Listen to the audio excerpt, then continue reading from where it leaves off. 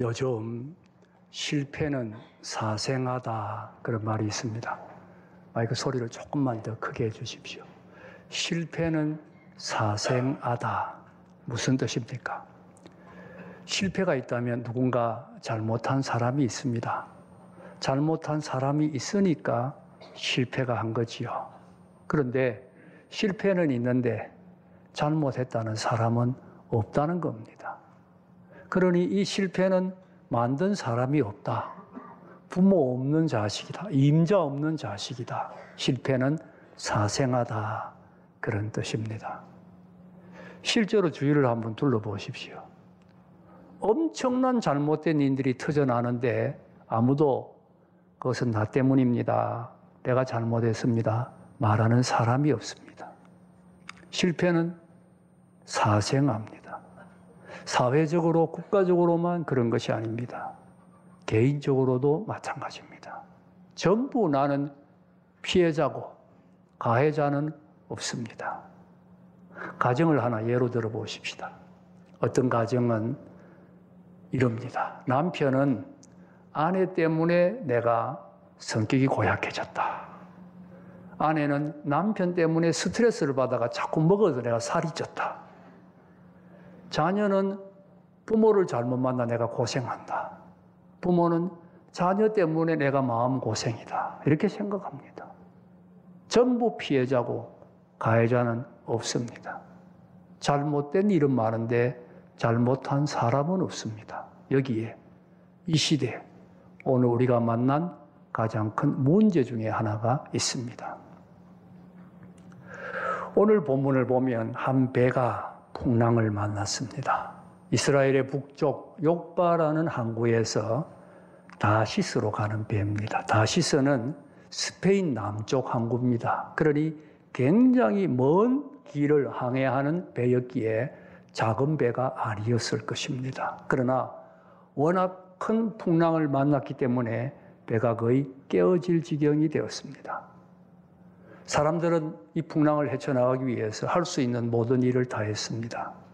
배를 조금이라도 가볍게 하기 위해서 배의 모든 물건과 짐을 다 바다에 던졌습니다. 그러나 워낙 풍랑이 거셌기 때문에 어떻게 해볼 수가 없었습니다. 마침내 배에 탄 사람들이 결론을 내립니다. 이렇게 결론을 내립니다. 7절을 한번 보세요. 그들이 서로 이르되 자 우리가 제비를 뽑아 이 재앙이 누구로 말미암아 우리에게 임하였나 알아보자. 무슨 뜻입니까? 이 풍랑은 어쩌다가 일어난 것이 아니라는 겁니다. 누군가가 잘못해서 그 사람으로 말미암아 재앙으로 이 풍랑이 일어났다. 그러니 이 풍랑을 해결할 수 있는, 헤쳐나갈 수 있는 길은 그 사람을 찾아서 문제를 해결해야 된다. 재앙으로 풍랑이 일어나는데 이 문제를 해결하지 않는 한 풍랑은 결코 잠잠해지지 않는다. 이것이 그들의 결론이었습니다. 우리의 인생 항해에도 풍랑이 일어납니다. 개인적으로 풍랑이 일어나고 우리 가정에도 풍랑이 일어나고 우리 국가에도 풍랑이 일어납니다. 풍랑이 일어나면 고생을 하고 또 우리는 풍랑을 헤쳐나가기 위해서 최선을 다합니다. 그러나 언제나 먼저 중요한 것은 왜 이 풍랑이 일어났느냐 하는 겁니다. 왜 이 풍랑이 일어났느냐 하는 것입니다. 지금 본문의 이 배 운이 나빴다고 할 수 있습니다. 아니 나쁜 일기에 항해한 것이 잘못이니 일기 탓으로 돌려버릴 수가 있습니다. 우리 풍랑도 마찬가지입니다. 생각해 보면 여러 가지 우리 풍랑에 대해서 핑계를 댈 수 있고 이유를 이야기할 수가 있습니다. 그러나 그 풍랑이 하나님의 재앙이라면 우리가 어떤 변명을 하고 어떤 핑계를 대고 어떤 수단을 동원해도 문제를 제거하지 않는 한 풍랑은 잠잠해지지 않습니다. 잠잠해지지 않습니다. 보세요. 이스라엘 백성들이 가나안 땅에 들어갑니다. 난공불락의 성 여리고를 손가락 하나 되지 않고 넘어뜨렸습니다. 그들은 자신만만했습니다. 실제로 하나님이 내가 너희들과 함께 하겠다고 약속했는데 두려울 것이 없었습니다. 그런데 그 다음 작은 성 아이성 전투에서 어처구니 없게 참패를 당합니다. 죄를 뒤집어쓰고 눈물을 흘리며 엎드려 있는 여호수아에게 하나님께서 말씀하셨습니다. 여호수아야, 어찌하여 여기 엎드려 있느냐? 너희 가운데 죄가 있느니라. 스스로 성결케 하라. 무슨 말입니까? 아이성 참패라는 풍랑은 죄 때문에 불어왔다는 겁니다. 죄 때문에 불어왔기 때문에 죄를 제거하지 않는 한 풍랑은 제거되지 않습니다. 풍랑을 이기고 나갈 수 있는 길은 없다는 이야기지요. 오늘 우리에게 일어나는 풍랑도 우연이 아닙니다. 하나님께서 나에게 깨닫기를 원하는 것이 있습니다. 내가 이 하나님의 뜻을 깨닫지 못하는 한 어떤 방법으로도 풍랑을 잠잠케 할 수 없고 어떤 방법으로도 풍랑을 이겨나갈 수가 없습니다. 지금 우리 이 본문에 나타난 배에 수많은 사람들이 타고 있습니다. 배가 크니까 아마 각양각색의 사람들이 다 타고 있었겠지요. 그러나 거기에 하나님이 찾는 사람이 한 사람이 있습니다. 요나라고 하는 선지자입니다. 하나님께서 당대 세계에서 가장 크고 화려한 성 니느웨를 멸망시키기로 결심을 하셨습니다. 니느웨가 소돔 고모라 같이 되었기 때문입니다. 그런데 하나님은 니느웨를 불쌍히 여겼습니다. 멸망당하지 않으면 좋겠다. 어떻게 하면 좋을까? 요나라는 선지자를 명해서 네가 가서 니느웨의 사람들에게 회개하라고 외치라. 그래서 회개하면 멸망시키지 않을 것이고 회개하지 아니하면 40일 이후에 내가 성을 멸망하겠다, 멸망시키겠다 결정을 했습니다. 요나가 이 명령을 받고 하나님의 명령에 순종할 마음이 없었습니다. 왜냐하면 니느웨는 아수로라는 나라의 수도인데 당시 아수로는 이스라엘을 가장 괴롭혔던 가장 악독한 나라입니다. 원수 나라입니다. 요나가 속으로 생각했을 것입니다. 아니, 니느웨를 하나님이 멸망시킨다고 이렇게 기쁜 일이 얻었냐? 아마 속으로 박수를 쳤을 것입니다. 그리고 생각해 봅니다. 만약에 내가 가서 회개하라고 외치면 저들 중에 회개한 사람이 일어날 것이고 우리 하나님은 긍휼이 풍성하니까 용서해 주실 것이다. 내가 왜 그런 일을 할 거냐? 도망이나 가자. 그래가지고 하나님의 명령을 거역하고 다시스로 가는 배를 탄 겁니다. 바로 이 배를 탄 겁니다. 그 배를 타고는 배 가장 아래층에 내려가 깊이 잠들었습니다. 하나님 바로 이 요나를 찾고 계시는 것입니다. 요나가 탄 배는 큰 배입니다. 많은 사람들이 있습니다. 그 가운데는 요나보다 더 나쁜 죄인들 수도 없이 많습니다. 그러나 하나님의 관심은 바로 요나 한 사람입니다. 거기에 살인 강도가 몇백 명이 타도 하나님은 그들에게 관심이 있는 것이 아닙니다.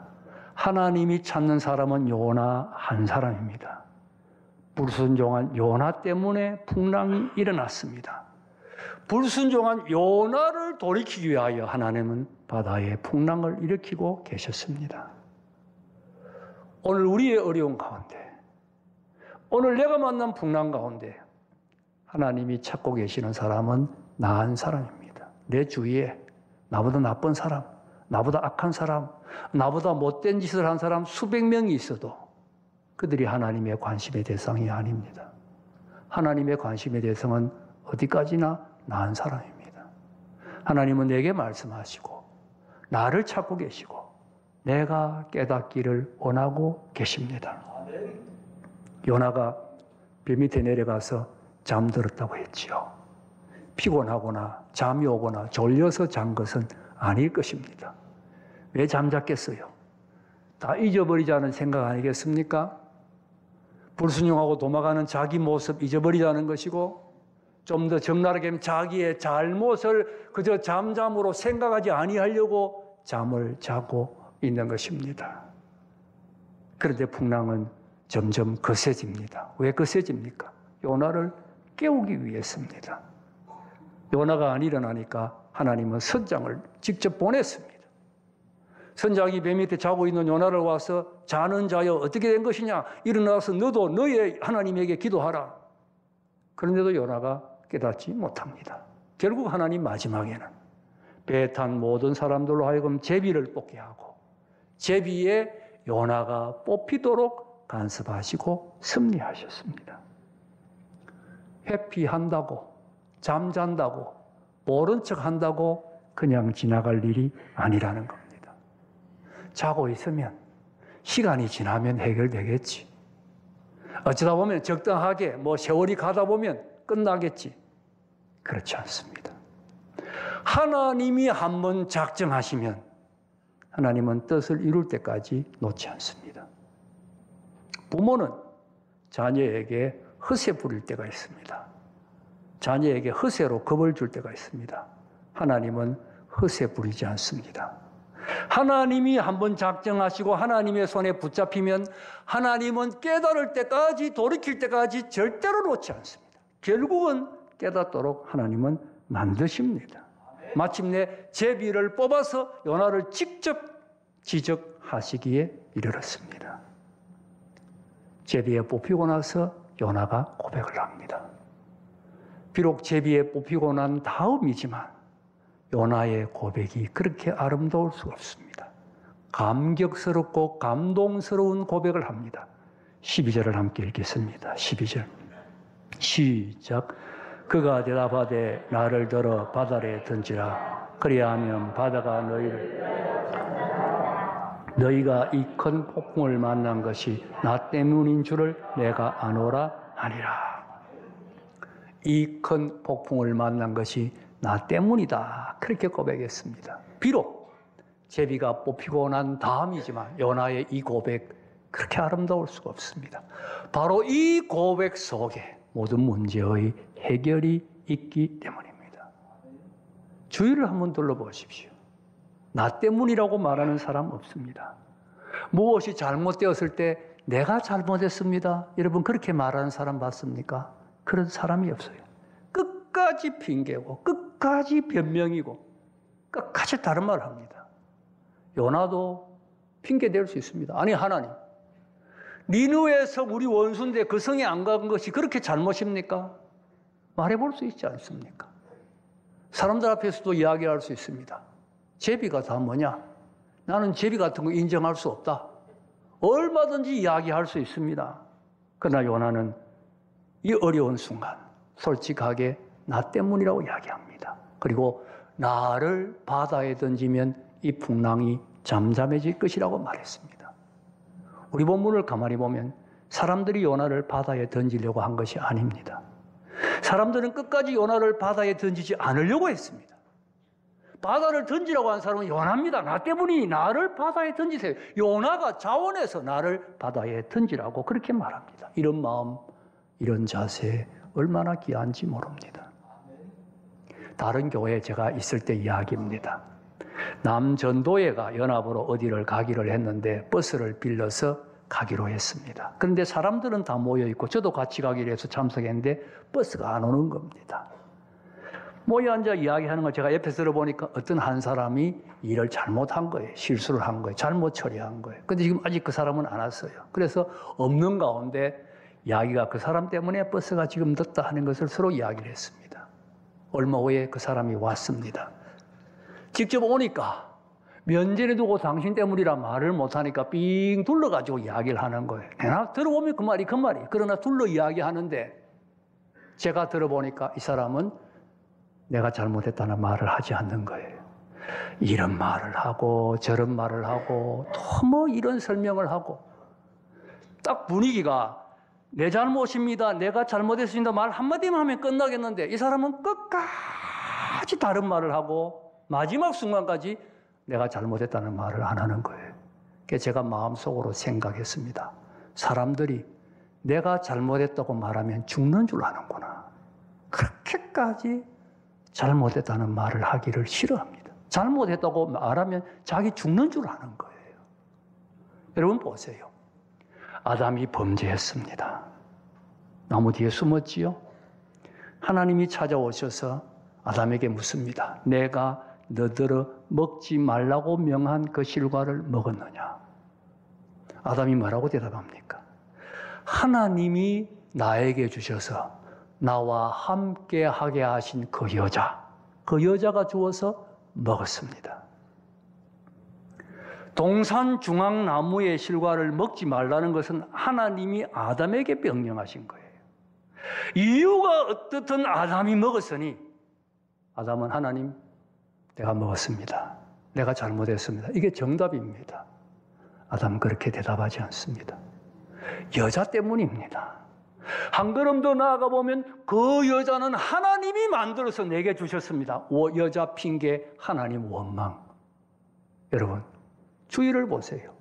모든 사람들의 모습이 이와 같지 않습니까? 전부 다른 사람 핑계, 다른 사람 원망입니다.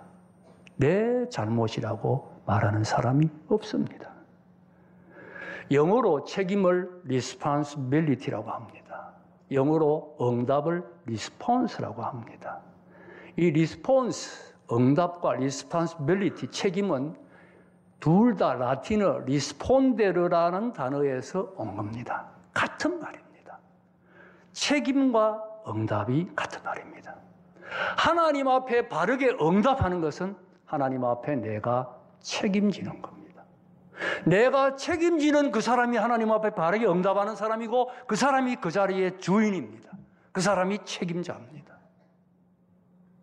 어느 유치원에서 자모들을 초청해가지고 설문 종이를 나누어주고 자모들에게 당신의 아이를 어떤 아이로 기르고 싶습니까? 한번 적어보라고 했습니다.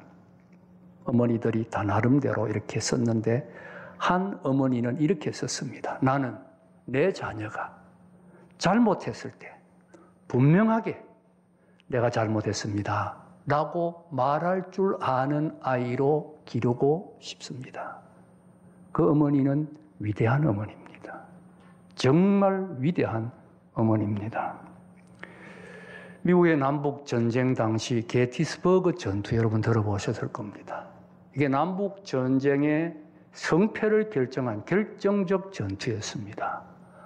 이 전투가 끝난 다음 그 기념식에서 링컨이 한 연설 중에 우리가 잘 아는 The government for the people, of the people, by the people이라는 말이 그 연설에서 나오지요. 이 전투에 처음에 북군이 불리했습니다. 그런데 링컨이 총공격 명령을 당시 사령관이었던 미드 장군에게 명령서를 내립니다. 그런데 그 명령서의 내용이 인상적입니다. 한번 띄워보십시오. 이 명령서는 지금 대통령의 명령서입니다. 기록에 남길 자료가 아닙니다. 장군이 전투에 승리하면 이 명령서를 공개할 필요가 없습니다. 그러나 만일 패배했을 경우 이 전투는 대통령의 명령이었다고 이 명령서를 공개하시기 바랍니다. 승리하면 영광은 장군의 것이지만 패배하면 그 책임은 모두 내가 지겠습니다. 여러분, 얼마나 멋있습니까? 아니, 상사가 부하에게 잘하면 그 영광 다 당신 것입니다. 잘못하면 책임은 다 내가 집니다. 여러분, 이래서 링컨이 링컨인 거예요. 부하에게. 승리하면 영광 당신의 것입니다. 패배하면 책임은 내가 집니다. 이 사람이 책임자지요. 여러분, 다른 사람들이 이런 책임지지 않는다고 불평하지 마세요. 내 책임은 없습니까? 일이 잘못된 여기에 내 책임은 조금도 없는 것입니까? 아니, 나 때문이지 않습니까? 깊이 생각해 보세요. 내가 기도하지 않았어. 내가 말씀에 더 순종하지 못했어. 내가 하나님의 뜻에 더 순종하지 못했어. 내가 더 하나님 기쁘게 하지 못해서 이런 일이 일어난 거 아닙니까? 나 때문은 아닙니까? 하나님이 찾는 사람은 나 자신입니다. 하나님은 내가 나 때문이라고 고백하기를 원합니다. 그래도 여러분, 나 때문이라고 생각이 되지 않는다면 십자가를 바라보십시오. 십자가도 다른 사람 때문입니까? 십자가도 다른 사람 때문이라고만 생각된다면 나는 은혜 받지 못한 불쌍한 사람입니다. 십자가 나 때문이지 않습니까? 그렇다면 이 풍랑도 나 때문입니다. 나 때문이라고 생각해야 됩니다. 나 때문이라고 생각하고 내가 하나님 앞에 무릎을 꿇어야 합니다. 여러분, 요나가 바다에 던져졌습니다. 그런데 바다에 빠져 죽은 거 아닙니다. 하나님은 물고기를 예비하고 계셨고 요나를 물고기로 삼키게 하셔서 육지에 토하게 하심으로 다시 니느웨에 가서 말씀 전하게 하셨습니다. 뿐만 아니라 풍랑도 잠잠해졌습니다. 모든 문제가 해결되고 하나님의 새로운 역사가 시작되더라는 이야기지요. 무슨 말입니까? 내 잘못이라고 고백하면 내가 망하는 거 아니라는 거예요. 내가 바다에 던져지면 내가 바다에 빠져 죽는 거 아니라는 겁니다. 내 잘못이라고 이야기할 때 내가 망하는 거 아니에요. 오히려 진정한 삶의 길이 여기에 있습니다. 하나님의 역사 여기 있습니다. 보세요. 풍랑이 잠잠해졌지 않습니까? 마음의 풍랑이 잠잠해집니다. 다른 사람의 잘못이라고 생각하고 있는 한 마음의 풍랑은 없습니다. 내 잘못이라고 생각할 때 하나님 내 잘못입니다. 마음의 풍랑이 잠잠해집니다. 하나님의 은혜와 위로가 내 마음에 임합니다. 환경의 풍랑도 잠잠해지는 거예요. 환경의 풍랑도 잠잠해집니다. 뿐만 아니라 하나님 새로운 역사를 시작하셨지 않습니까? 요나를 물고기를 예비시켜서 하나님의 새 역사를 시작하셨듯이 내 잘못이라고 고백할 때 하나님의 새로운 은혜의 세계가 펼쳐집니다. 새로운 하나님의 역사를 체험하게 됩니다. 놀라운 하나님의 손길을 발견하게 되는 것입니다. 어느 마을에 이웃을 하고 있는 두 가정이 있는데 한 가정은 사흘이 멀다고 싸웁니다. 밤낮 없이 싸웁니다. 한 가정은 늘 화목하고 찬송 소리가 끊어지지 않습니다. 싸우는 가정의 이 주인이 도대체 옆집은 어떻게 그렇게 화목하나 하고 한번 엿보았습니다. 아침인데 남편이 출근하려고 넥타이를 매다가 방바닥에 물그릇이 있는데 발로 물그릇을 차가지고 물그릇을 쏟았습니다. 물이 쏟아졌습니다. 아내가 뛰어오더니 한다는 말이 아이고 내가 물그릇을 여기 두었어요. 내가 잘못했어요. 여보 내가 잘못했어요. 하고는 얼른 걸레로 바닥을 닦고 가라시를 양말을 내어줍니다.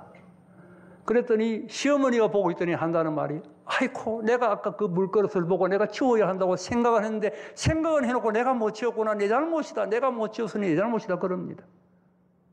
그랬더니 남편이 한다는 말이 아닙니다. 내 잘못입니다. 내가 아침에 조금만 일찍 일어났다면 이렇게 서둘지 않았을 텐데 서둘다 보니 그만 물그릇을 쏟았습니다. 내 잘못입니다.